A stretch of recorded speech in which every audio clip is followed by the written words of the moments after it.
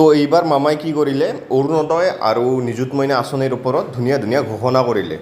so কি ঘোষণা কৰিলে আমি এইটো ভিডিঅ'ত চাওঁ তাৰ আগতে প্লিজ সকলে চেনেলটো সাবস্ক্ৰাইব কৰি দিব ভিডিঅ'টোত লাইক কৰি দিব ভিডিঅ'টো শ্বেয়াৰ কৰি দিব বলক নতুনকৈ 20 লাখ লোকে লাভ কৰিব অৰুণোদয় আঁচনি ৰাজ্যিক কেবিনেট বৈঠকত এই গুৰুত্বপূৰ্ণ সিদ্ধান্ত গ্ৰহণ কৰা হয় সেপ্টেম্বৰৰ পৰা আৰম্ভ হ'ব অৰুণোদয় 3.0 এবাৰ নতুন পদ্ধতিৰে হ'ব অৰুণোদয়ৰ হিতাধিকাৰীৰ বাছনি প্ৰক্ৰিয়া কৰ্তন হ'ব বৰ্তমানৰ একাংশ হিতাধিকাৰীৰ নাম অৰুণোদয়ৰ বাবে বাধ্যতামূলক ৰেচন কাৰ্ড ৰাজ্যত 47 লাখলৈ বৃদ্ধি পাব অৰুণোদয় আঁচনি লাভ কৰা হিতাধিকাৰীৰ সংখ্যা চৰকাৰে নতুনকৈ 6 লাখ পৰিয়ালক যোগান ধৰিব ৰেচন কাৰ্ড 7-8 আগষ্টৰ পৰা আৰম্ভ হ'ব নিযুত মইনা আঁচনিৰ প্ৰপত্ৰ বিতৰণ প্ৰক্ৰিয়া নিযুত মইনা আঁচনিৰ বাবে বিশেষ পদক্ষেপ লৈছে আকৌ এবাৰ ৰাজ্য চৰকাৰে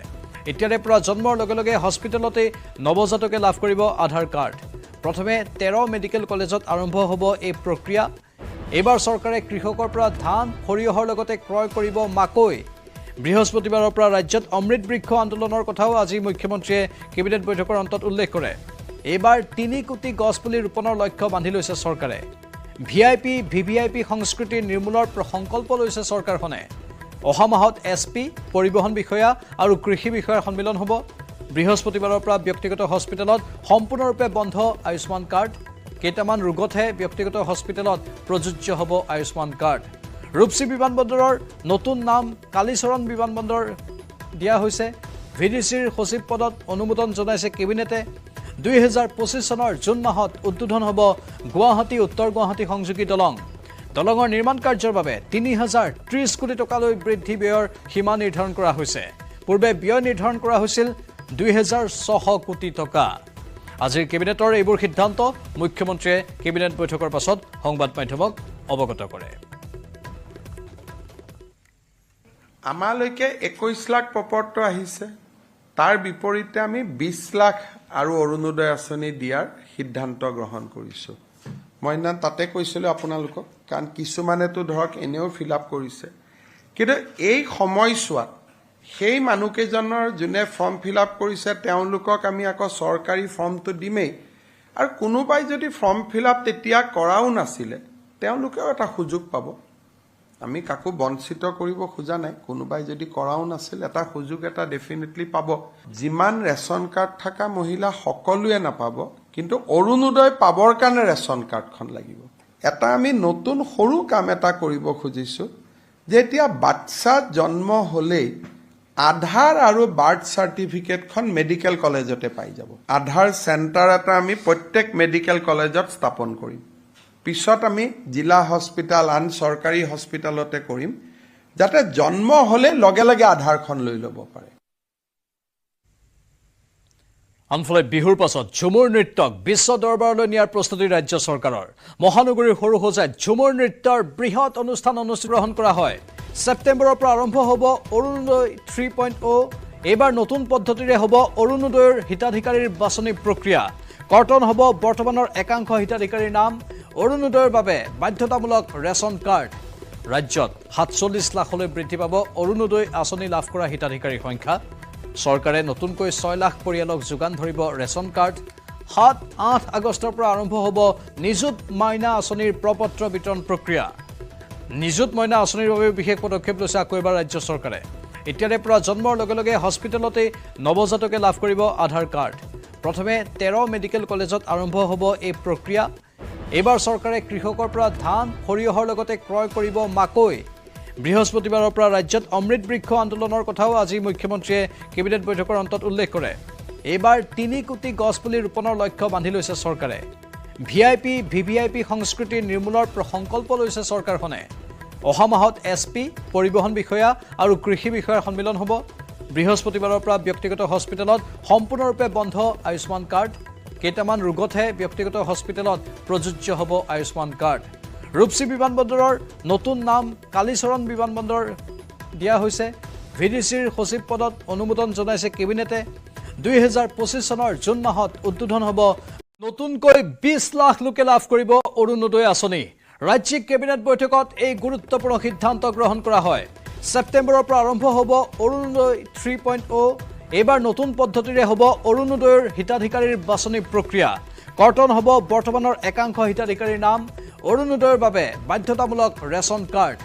ৰাজ্যত ৪৭ লাখলৈ বৃদ্ধি পাব অৰুণোদয় আঁচনি লাভ কৰা হিতাধিকাৰীৰ সংখ্যা চৰকাৰে নতুনকৈ ৬ লাখ পৰিয়ালক যোগান ধৰিব ৰেচন কাৰ্ড ৭-৮ আগষ্টৰ পৰা আৰম্ভ হ'ব নিযুত মাইনা আঁচনিৰ প্ৰপত্ৰ বিতৰণ প্ৰক্ৰিয়া নিযুত মইনা আঁচনিৰ বাবে বিশেষ পদক্ষেপ লৈছে আকৌ এবাৰ ৰাজ্য চৰকাৰে এতিয়াৰে পৰা জন্মৰ লগে লগে হস্পিটেলতে নৱজাতকে লাভ কৰিব আধাৰ কাৰ্ড প্ৰথমে ১৩ মেডিকেল কলেজত আৰম্ভ হ'ব এই প্ৰক্ৰিয়া এইবাৰ চৰকাৰে কৃষকৰ পৰা ধান সৰিয়হৰ লগতে ক্ৰয় কৰিব মাকৈ বৃহস্পতিবাৰৰ পৰা ৰাজ্যত অমৃত বৃক্ষ আন্দোলনৰ কথাও আজি মুখ্যমন্ত্ৰীয়ে কেবিনেট বৈঠকৰ অন্তত উল্লেখ কৰে এইবাৰ ৩ কোটি গছপুলি ৰোপণৰ লক্ষ্য বান্ধি লৈছে চৰকাৰে ভিআইপি ভিভিআইপি সংস্কৃতি নিৰ্মূলৰ সংকল্প লৈছে চৰকাৰখনে অহা মাহত এছপি পৰিবহণ বিষয়া আৰু কৃষি বিষয়াৰ সন্মিলন হ'ব বৃহস্পতিবাৰৰ পৰা ব্যক্তিগত হস্পিটেলত সম্পূৰ্ণৰূপে বন্ধ আয়ুষ্মান কাৰ্ড কেইটামান ৰোগতহে ব্যক্তিগত হস্পিটেলত প্ৰযোজ্য হ'ব আয়ুষ্মান কাৰ্ড ৰূপসী বিমানবন্দৰৰ নতুন নাম কালীচৰণ বিমানবন্দৰ দিয়া হৈছে ভিডিচিৰ সচিব পদত অনুমোদন জনাইছে কেবিনেটে ২০২৫ চনৰ জুন মাহত উদ্বোধন হ'ব গুৱাহাটী উত্তৰ গুৱাহাটী সংযোগী দলঙৰ নিৰ্মাণ কাৰ্যৰ বাবে ৩,০৩০ কোটি টকালৈ বৃদ্ধি ব্যয়ৰ সীমা নিৰ্ধাৰণ কৰা হৈছে পূৰ্বে ব্যয় নিৰ্ধাৰণ কৰা হৈছিল ২,৬০০ কোটি টকা আজিৰ কেবিনেটৰ এইবোৰ সিদ্ধান্ত মুখ্যমন্ত্ৰীয়ে কেবিনেট বৈঠকৰ পাছত সংবাদ মাধ্যমক অৱগত কৰে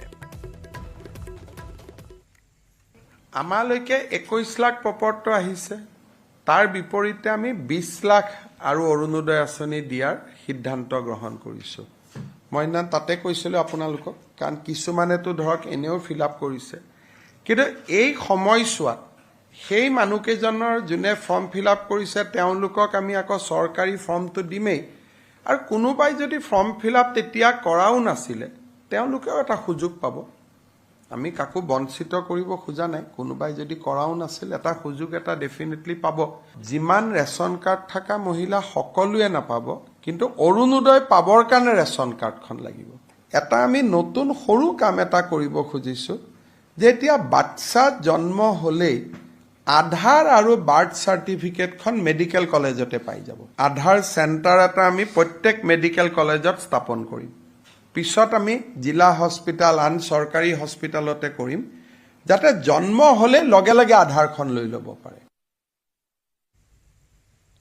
আনফালে বিহুৰ পাছত ঝুমুৰ নৃত্যক বিশ্ব দৰবাৰলৈ নিয়াৰ প্ৰস্তুতি ৰাজ্য চৰকাৰৰ মহানগৰীৰ সৰু সজাইত ঝুমুৰ নৃত্যৰ বৃহৎ অনুষ্ঠান গ্ৰহণ কৰা হয় ছেপ্টেম্বৰৰ পৰা আৰম্ভ হ'ব অৰুণোদয় 3.0 এইবাৰ নতুন পদ্ধতিৰে হ'ব অৰুণোদয়ৰ হিতাধিকাৰীৰ বাছনি প্ৰক্ৰিয়া কৰ্তন হ'ব বৰ্তমানৰ একাংশ হিতাধিকাৰীৰ নাম অৰুণোদয়ৰ বাবে বাধ্যতামূলক ৰেচন কাৰ্ড ৰাজ্যত ৪৭ লাখলৈ বৃদ্ধি পাব অৰুণোদয় আঁচনি লাভ কৰা হিতাধিকাৰীৰ সংখ্যা চৰকাৰে নতুনকৈ ৬ লাখ পৰিয়ালক যোগান ধৰিব ৰেচন কাৰ্ড ৭-৮ আগষ্টৰ পৰা আৰম্ভ হ'ব নিযুত মাইনা আঁচনিৰ প্ৰপত্ৰ বিতৰণ প্ৰক্ৰিয়া নিযুত মইনা আঁচনিৰ বাবে বিশেষ পদক্ষেপ লৈছে আকৌ এবাৰ ৰাজ্য চৰকাৰে এতিয়াৰে পৰা জন্মৰ লগে লগে হস্পিটেলতে নৱজাতকে লাভ কৰিব আধাৰ কাৰ্ড প্ৰথমে ১৩ মেডিকেল কলেজত আৰম্ভ হ'ব এই প্ৰক্ৰিয়া এইবাৰ চৰকাৰে কৃষকৰ পৰা ধান সৰিয়হৰ লগতে ক্ৰয় কৰিব মাকৈ বৃহস্পতিবাৰৰ পৰা ৰাজ্যত অমৃত বৃক্ষ আন্দোলনৰ কথাও আজি মুখ্যমন্ত্ৰীয়ে কেবিনেট বৈঠকৰ অন্তত উল্লেখ কৰে এইবাৰ ৩ কোটি গছপুলি ৰোপণৰ লক্ষ্য বান্ধি লৈছে চৰকাৰে ভিআইপি ভিভিআইপি সংস্কৃতি নিৰ্মূলৰ সংকল্প লৈছে চৰকাৰখনে অহা মাহত এছপি পৰিবহণ বিষয়া আৰু কৃষি বিষয়াৰ সন্মিলন হ'ব বৃহস্পতিবাৰৰ পৰা ব্যক্তিগত হস্পিটেলত সম্পূৰ্ণৰূপে বন্ধ আয়ুষ্মান কাৰ্ড কেইটামান ৰোগতহে ব্যক্তিগত হস্পিটেলত প্ৰযোজ্য হ'ব আয়ুষ্মান কাৰ্ড ৰূপসী বিমানবন্দৰৰ নতুন নাম কালীচৰণ বিমানবন্দৰ দিয়া হৈছে ভিডিচিৰ সচিব পদত অনুমোদন জনাইছে কেবিনেটে ২০২৫ চনৰ জুন মাহত উদ্বোধন হ'ব